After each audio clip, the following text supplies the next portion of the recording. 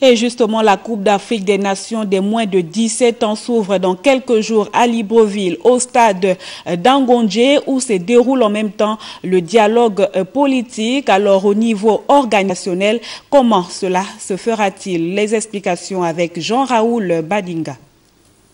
Alors que la Coupe d'Afrique des Nations de moins de 17 ans arrive à grands pas et que le stade d'Angondje doit libérer, les travaux du dialogue politique se poursuivent. Et par rapport à l'espace, c'est un problème d'aménagement et d'organisation, tout simplement. Il y a des espaces qui ont été affectés au COCAN et d'autres qui ont été affectés au dialogue politique. Je pense qu'il n'y a pas lieu d'envisager un télescopage quelque part. Les deux événements se tiennent sur le même site, mais c'est un problème d'organisation au niveau des salles et de l'occupation de ces salles-là. Les schémas pour arriver à un consensus ne manquent pas. Tous les problèmes seront abordés. Bon nombre l'ont déjà été.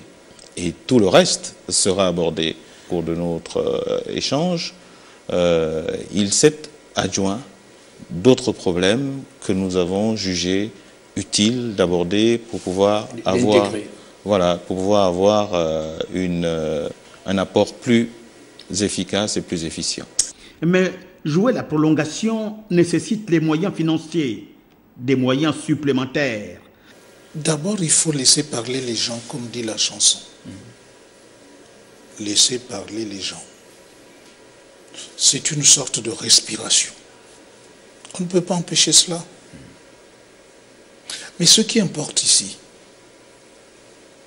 ceux qui sont ici, ce sont des Gabonais. Ceux qui sont au gouvernement, ce sont des Gabonais.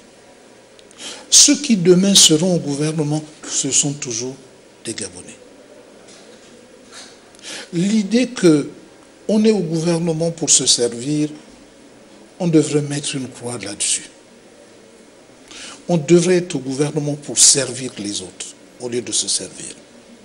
Les politiques entendent être pédagogues jusqu'au bout. Il faut en finir avec ce qui fâche, séréniser le pays, l'ouvrir aux investisseurs, créer de l'emploi, penser d'abord au développement de la nation.